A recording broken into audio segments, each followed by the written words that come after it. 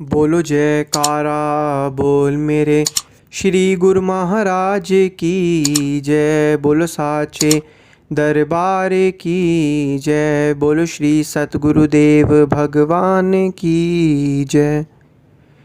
सौभाग्यशाली गुरुमुख सज्जन मंडली, इसी प्रकार अपने मन एवं चित्त की समस्त वृत्तियों को एकाग्र रखते हुए अपना ध्यान सम्मुख विराजमान श्री श्री 108 श्री सद्गुरुदेव दाता दयाल जी महाराज जी की ओर लगाते हुए और अपनी मुख रचना को पवित्र करने हेतु एक बार ऊंची और मीठे स्वर में बोलिए जयकारा बोल मेरे श्री गुरु महाराज की जय। बोलो साचे दरबार की जय। बोलो श्री सतगुरुदेव भगवान की जय।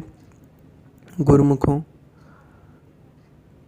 इस संसार में जहाँ तक भी दृष्टि जाती है हम अनेकों योनियों को देखते हैं। कभी गाय, कभी बैल, कभी बकरी, कीड़े मकोड़े, कीट पतंगे, इन सभी योनियों को हम देखते हैं। इन सभी योनियों में से सर्वश्रेष्ठ योनि जो यह मनुष्य तन की योनि है, इसका महत्व बहुत है। मनुष्य जन्म का देवी देवताओं ने बहुत महिमा गायन करी है। मनुष्य जन्म एक दुर्लभ जन्म है। इस जन्म को पाकर मनुष्य परमात्मा की बंदगी कर सकता है, सच्चा और आत्मिक आनंद प्राप्त कर सकता है। और किसी योनि में, चाहे वो किसी भी चीज़ की योनि ले ली जाए, आत्म कल्याण नहीं किया जा सकता। परमात्मा ने सिर्फ मनुष्य योनि को ही ऐसा गुण दिया है कि वो इस गुण में भक्ति परमार्थ का कार्य करके उस परम आनंद और परम शांति को प्राप्त कर सकता है। गुरुमुखों, इस परम आनंद और परम शांति को प्राप्त करने का जो मनुष्य को ये जन्म मिला है, क्या सच में वो इस जन्म में परमात्मा की बंदगी कर रहा है? आजकल के लोगों और युवा अवस्थाओं को देखें तो हर कोई काम धंधे, ऐशो इशरत, आराम, काम वासनाओं में ही लगा पड़ा है।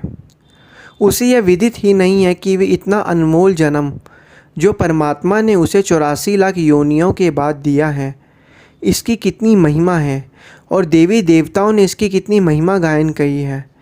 लेकिन लोग युवा अवस्था में मदमस्त होकर इस मनुष्य जन्म को बर्बाद कर रहे हैं। इस मनुष्य जन्म को पाकर परमात्मा की बंदगी की जा सकती है।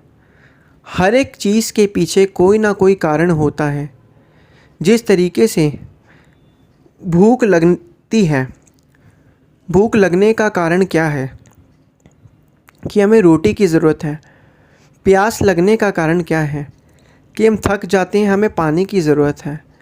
पढ़ाई पढ़ने का कारण क्या है कि अगर हम अच्छी पढ़ाई पढ़ेंगे तो इस संसार में अच्छी डिग्री और अच्छी नौकरी या अपना कोई काम धंधा स्टार्ट कर सकते हैं। इसी प्रकार मनुष्य का भी इस जन्म में आने का एक मुख्य कारण है, जो है परमात्मा की बंदगी करना, आत्म कल्याण करना। और वह आत्म कल्याण मनुष्य सिर्फ 84 लाख योनियों में से मनुष्य जन्म में ही योनि में, मनुष्य जन्म की योनि में ही कर सकता है। परमात्मा ने उसे ये श्वास रूपी जो सेल दिए हैं, यह नाम सुमिरन करने के लिए दिए हैं। लेकिन मनुष्य इन श्वासों को धन दौलत, ऐशो इशरत, आराम को पाने में ही लगा रहता है। मनुष्य शरीर में जो आत्मा है वो मन से जुड़ी हुई है और मन तो खुद ही इंद्रियों के अधीन है। आपने कभी अनुभव किया होगा कि हमें जब हम सच्चा आनंद प्राप्त करना चाहते हैं, एक तलब होती है कि यहाँ जाएंगे, यहाँ पे हमें सच्चा आनंद प्राप्त हो जाएगा, वहाँ जाएंगे, वहाँ पे हमें सच्चा आनंद प्राप्त हो जाएगा, उधर जाएंगे, उधर सच्चा आनंद प्राप्त हो जाएगा। तो ये जो हम इधर उधर सच्चा आनंद प्राप्त करना चाहते हैं और जो हमारी इच्छा है, ये हमारी आत्मा की इच्छा है। और आत्मा हर जगह सच्चा आनंद वो ढूंढती है, लेकिन मन ने उस आत्मा को अपने चंगुल में फंसा रखा है। अब आत्मा जो है वो मन से जुड़ी हुई है और मन ने उसे अपने चंगुल में फंसा रखा है। और मन तो खुद ही इंद्रियों के अधीन है, और जो खुद ही इंद्रियों के अधीन हो तो वो दूसरे को क्या सहारा देगा। इसी प्रकार जो वक़्त के संत महापुरुष होते हैं, वो जीव को सत्य पथ और सच्चाई का रास्ता दिखलाते हैं।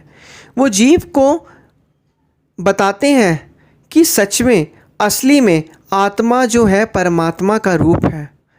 परमात्मा और आत्मा एक ही रूप है। आत्मा परमात्मा का अंश है। आत्मा का मकसद, जिस तरीके से परमात्मा सुख, शांति और आनंद का प्रतीक है, उसी प्रकार आत्मा भी उनका ही रूप है। तो आत्मा को भी सुख, शांति और आनंद का प्रतीक होना चाहिए। लेकिन यह मन इस आत्मा को चैन से जीने नहीं देता, इसको अपने चंगुल में फंसाए रखता है, काल और माया के चक्र में फंसाए रखता है।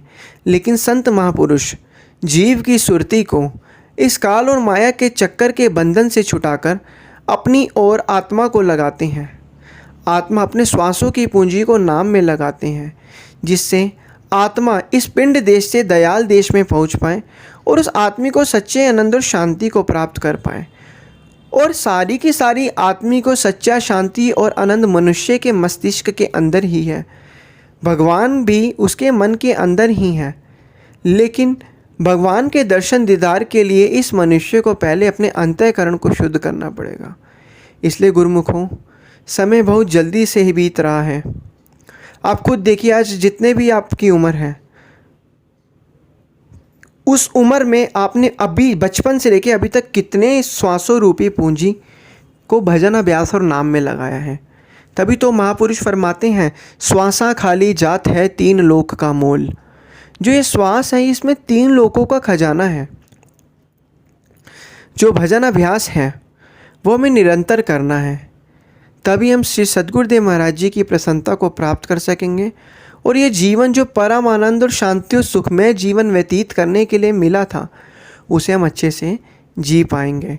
तो ये हर एक गुरुमुख का कर्तव्य है, जो हमारे श्री परमहंस अवतार जी ने भक्ति के 5 सरल साधन नियम बताए हैं, उस नियम की पालना करनी है और भजन अभ्यास पर जोर देना है, जिससे हमारा मन शांत और आनंद में महसूस करेगा और हम भक्ति के पथ पर हमेशा अग्रसर होते रहेंगे।